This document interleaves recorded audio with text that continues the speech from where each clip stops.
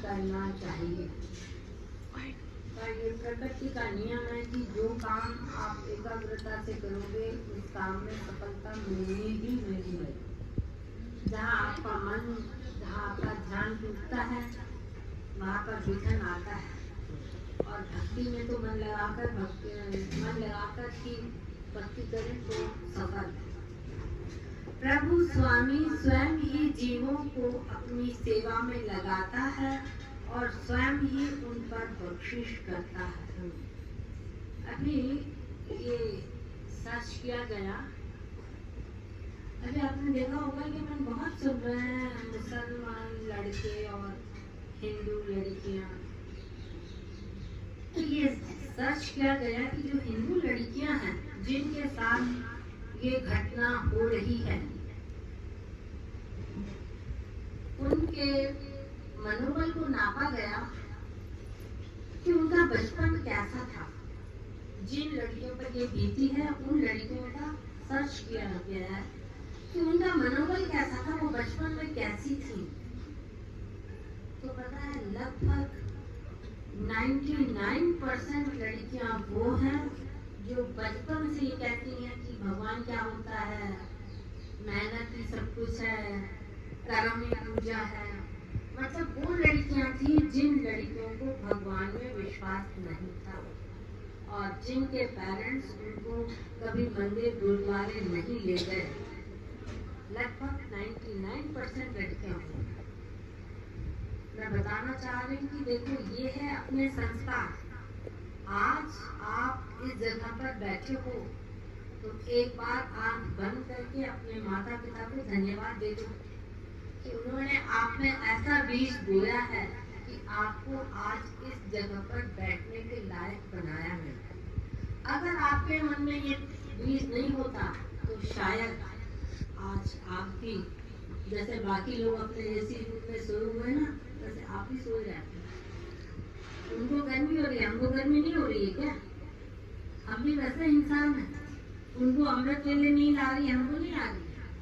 लेकिन नहीं, हमारे पेरेंट्स ने हमको ये समझाया कि नहीं, प्रभुता सिमरन सबसे ऊंचा। अगर आप दही को जितना भिगोड़ोगे उतना पक्का मक्खन निकलता है। और वो मक्खन आपको भी खा के देखो, मौका मिले आपको कि ताज़ा ताज़ा मक्खन, पक्का पक्का मक्खन आप खा के देखो, क्या मजा। उसी तरह से जिंदगी की ये एक निचोड़ है, जिंदगी का ये एक बहुत बड़ा निचोड़ है कि आप अगर ये पूछे ना कि संसार में सबसे अच्छा काम कौन सा है, सबसे अच्छा काम जिसका बहुत जल्दी फल मिलता है, वो काम है प्रभु का सिमरन। इसलिए गुरु अर्जुन देव साहब ने एक बार आपको बोल दिया, देखो एक बार टीका लग गया मतलब आप पास हो गए।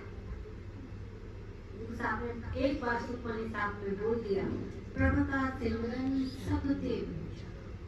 अब आप इस बात को मान लो और देखिए, जब अपन को बहुत डर लगता है तब क्या होता है?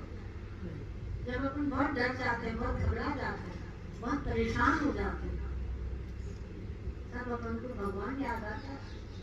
थोड़ी देर के लिए माँ बाप याद आएंगे, दोस्त याद आएंगे, जिनसे अच्छी पड़ती वो याद आएंगे, वो भी पास नहीं आएंगे, तो अपन को भगवान याद आता है। और फिर भगवान के पास जाए, भगवान अब की बार, बस अब की बार लाज रख दे, फिर मैं ऐसे करूँगा। ये प्रॉमिस आप अपने माता के गर्भ में करके आए हो कि भगवान अब की बार हमको जन्म दे दे, हम तेरा नाम जपेंगे, तेरा नाम भूलेंगे नहीं। और आगे फिर आप उल्टा काम करना और जाके वही उसी भगवान के पास आपको अटेंडेंस देनी है।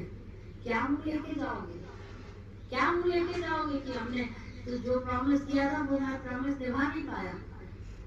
इसलिए अभी वक्त बहुत अच्छा है, अपने आप को सुधारने का टाइम है। आप अपने आप को सुधार। अमृत वेला मतलब नींद नहीं, परिस्थितियां कुछ भी हो, अमृत वेला मतलब नींद नहीं। जो ऐसी सोच रखता है, जो ऐसे काम करता है, गुरु नानक साहब उसका हाथ पकड़ के उसके काम करते हैं। मैं बहुत तेज धूप थी, मुझे बैंक में काम था, जरूरी काम था, जाना था, और मैं बैंक के लिए निकलने के लिए सुबह से निकलना है, मुझे निकलना। इतने में मेरा वो काम बैंक का मैसेंजर करके मेरे घर आ गया, मैडम ये लीजिए आपका काम हो गया। बता मेरे दिल पर क्या गुजरे, किसको धन्यवाद दूं, किसको धन्यवाद दूं? बस परमात्मा को धन्यवाद दूं जिसने मेरी भावनाएं समझी और मुझे घर बैठे मेरे काम कर दिए। अगर आपको अपनी जिंदगी के काम ऐसे परमात्मा से करवाने हैं तो परमात्मा ये बोल रहे हैं कि आप अपने आप को संभालिए, आप अपने आप को संभालिए। देखो, एक बीमार है वो भी एक व्यक्ति है, और एक अच्छा खासा व्यक्ति है वो भी एक व्यक्ति है। वो अपने जिंदगी का आनंद ले रहा है और बीमार व्यक्ति रो के अपनी जिंदगी बिता रहा है, रोज रोता रहता है, आज को ये हो गया, आज को ये हो गया, ऐसा हो रहा है, ऐसा हो रहा है, डॉक्टर ये बोल रहा है, डॉक्टर वो बोल रहा है। डॉक्टर को बोलता है, डॉक्टर साहब जितने पैसे चाहिए उतने ले लो, जितने पैसे चाहिए मैं देने के लिए तैयार हूँ, पैसे तो देने के लिए तैयार हूँ, मेरे को बंद कमरे में आप ले जाओ, भले आप मेरे को छुरे लगाओ, काटो, खून निकालो, कुछ भी करो, लेकिन मेरे को ठीक करो। डॉक्टर पर सब कुछ देने के लिए तैयार है, सब कुछ देने के लिए तैयार है, ठीक हो जाए। अरे उस डॉक्टर के पास क्यों जा रहे हो? जो डॉक्टर भगवान के पास जाता है और वो भगवान अमृत लेके आपके पास आता है, आपको बुलाता है, आपको प्यार करता है, आपसे बोलता है आपको क्या चाहिए। उस समय डॉक्टर क्या बोले? जब इंसान सोया हुआ तो क्या बोलेगा? कुछ नहीं। फिर भगवान वापस चले जाते हैं, सोया था, फिर कलयुग आ जाता है, कलयुग तो छोड़ता नहीं, फिर कलयुग आपको मीठी मीठी नींद दे के वो टाइम वेस्ट करके फिर जब उसके खाने का टाइम होता है तब उठाता है वो आपको, अब उठो, अब बनो राक्षस प्रवृत्ति के, काम भी करो, खाओ भी और दुनिया से लड़ो भी, सब काम करो। तो हमको अपने आप को संभालना है, अपने आप को। गुरु साहब कह रहे हैं, प्रभु स्वामी स्वयं ही जीवों की सेवा में लगाता है और स्वयं ही उन पर बख्शिश करता है। आपको अगर कोई सत्संगी मिल जाए ना, अगर आपको कोई नाम जपने वाला व्यक्ति मिल जाए ना, तो आप समझ लेना कि गुरु साहब की बख्शिश है आपके ऊपर। गुरु गोविंद सिंह साहब से अंतिम समय में सिखों ने पूछा, जब गुरु गोविंद सिंह साहब ने गुरु ग्रंथ साहब पर अरदास करी कि आज के बाद आप हम सबके गुरु हो, और उन्होंने 10 गुरुओं की बख्शीश, 10 गुरुओं की आत्मा गुरु ग्रंथ साहब में डाली। तब गुरु गोविंद सिंह साहब ने बोला, आज के बाद आपका गुरु ग्रंथ साहब। तो सब सिख हैरान हो गए कि भाई अगर गुरु ग्रंथ साहब हमारा गुरु है तो अगर हमारे जिंदगी में कुछ परेशानियां आएंगी, भाई मेरा बच्चा पढ़ाई नहीं कर रहा, मेरे बच्चे की सगाई नहीं हो रही है, मेरा बच्चा कमा नहीं रहा है, ये सब बातें हम दिल की बातें गुरुओं से ही तो करते हैं। तो हम अपने मन की बात गुरुओं से, गुरु ग्रंथ साहब को कैसे बताएंगे? और आप हमको किसके भरोसे छोड़ के जा रहे? हमने 10 गुरुओं की मर्यादा में रखा है, उनका कहना माना, उन्होंने जो बोला हमने वो सब किया, और अभी आप हमको धोखा देके जा रहे हैं कि गुरु ग्रंथ साहब आपका गुरु। ऐसे कैसे हो सकता? गुरु गोविंद सिंह साहब ने देखा कि संगत मुझे छोड़ेगी नहीं, तो उन्होंने बोला कि देखो, मैं तुमको एक बहुत अच्छी बख्शिश बता रहा हूँ, अगर आप ऐसा करोगे तो आपको गुरु खुद आपके पास आएगा। बोले बताओ हम क्या करें? किसी ने बोला मेरा बच्चा पढ़ाई में होशियार नहीं हो रहा है, अभी तो मैं आपसे पूछ लेता हूँ, आप बता देते हो, आप नहीं रहोगे तो हम कैसे पूछेंगे? तो गुरु गोविंद सिंह साहब ने बोला कि देखो ऐसे करना, अगर तुमको गुरु को खुश करना है, जिससे काम निकलाना होता है ना उसको खुश करना पड़ता है, पर जिससे आपका काम है उसको चाय भी पिलानी पड़ेगी, खाना भी खिलाना पड़ेगा, खुश हो जाए। वो खुश हो जाए तो आपका काम हो जाएगा। अब हमको गुरु को खुश करना है। हमको गुरु को कैसे खुश करना है? गुरु को खुश करना है सबसे पहले तो गुरु को पसंद आता है सफाई। तो सबसे पहले नहाना, आपका तन अच्छा हो जाए।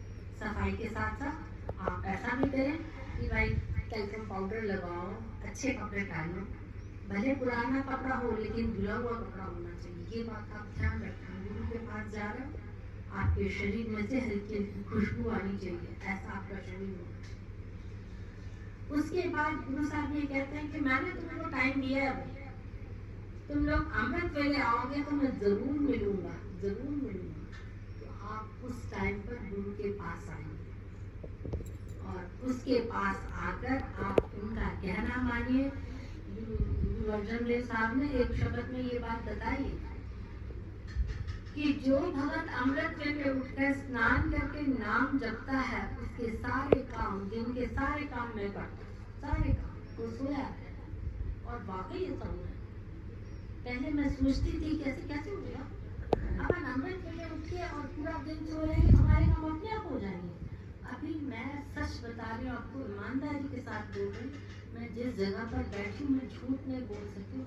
अभी मैं देख रही हूँ, मेरे 3-4 काम थे कल। मैंने लिखा था बोरिंग में पानी कम आ रहा था, फिर ठंडी नहीं हो रही थी, और भी 2-3 काम थे।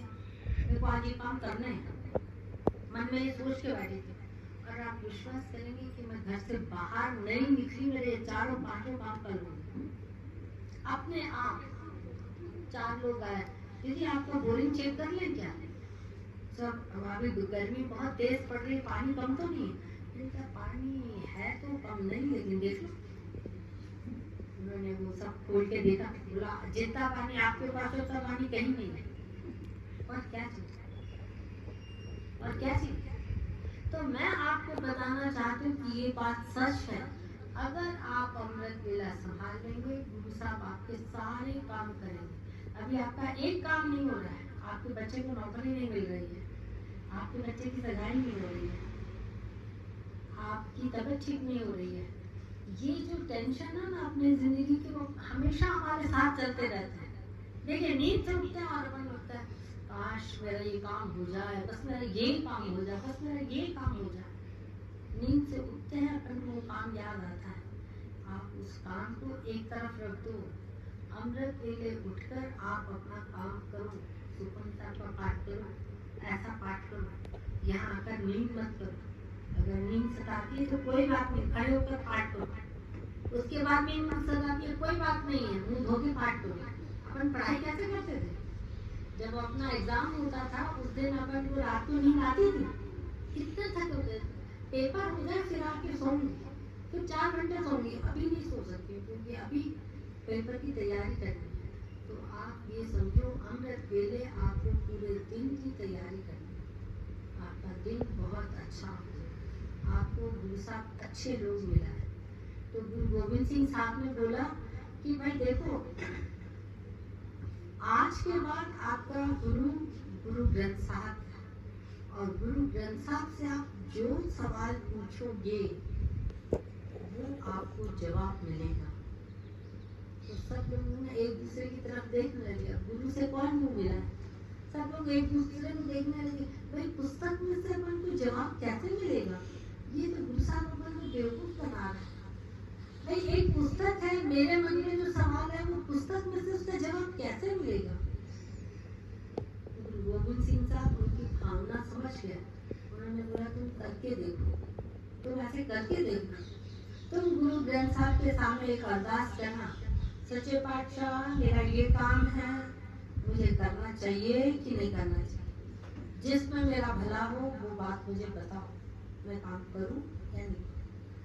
और आप गुरु ग्रंथ साहब के सामने माथा टेक के अपनी मर्जी से गुरु ग्रंथ साहब को पूरा मिला के और फिर आप उसको प्रकाश करो। आपका जो भी आपको मन चाहे। कुछ लोग कहते हैं कि राइट हैंड के साइड से अगर अपन निकालते हैं, कुछ लोग बोलते हैं कि सूरज निकलता है तो लेफ्ट हैंड की स्टार्टिंग से अपन देखते हैं। जैसे जैसे आपकी भावना है वैसा वैसा आप वचन सा पढ़ लो, आपका मन आपको जवाब देगा, आपका मन आपको जवाब देगा। मैं एक बहुत बड़ी बात बताने जा रही हूँ जो हम लोग महसूस करते हैं। जब किसी की डेथ हो जाती है तो उस घर में गुरु साहब कृपा करते हैं, हमको गुरु ग्रंथ साहब की सवारी ले जाकर वहाँ पर पूरा पाठ पढ़ने का मौका मिल जाता है।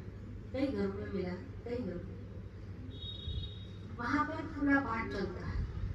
और गुरु अर्जन देव साहब ने ये भी बोला है कि तुम्हारा कोई रिश्तेदार जो ये दुनिया छोड़ के जा रहा है, चला गया, अब उसको तुमको गुरु साहब के चरणों में पहुंचाना है। तो एक शब्द उन्होंने बताया, गुरु मेरे संग सदा है नाले, सिमर सिमर सदा संभाले, तेरा खाना मीठा लागे। ये वाला शब्द गुरु अर्जन देव साहब ने बोले। इस शब्द को आप उसके 12वीं तक जब उसका हवन हो रहा है, उस हवन से पहले 12,000 बार कर लो, उसके सारे कर्म टूट जाएंगे, उसने जो भी कर्म किए वो सब उसको माफ हो जाएंगे, गुरु साहब उसको अपने पास बुला लेगा। भाई देखो, बॉम्बे से कोई व्यक्ति आ रहा है जिसको मैं नहीं पहचानती, लेकिन उस व्यक्ति की पहचान उससे है जिससे मेरी बहुत अच्छी पहचान है। उसने उसको बोल दिया कि मैं दीदी को बता दो कि मैं आ रहा हूँ, तो कम से कम मेरे रहने की व्यवस्था तो कर दे। उसने मुझे बता दिया कि फला व्यक्ति फला टाइम पे आपके पास पहुंच रहा है, तो मैं उस पर स्पेशल नजर डालूंगी कि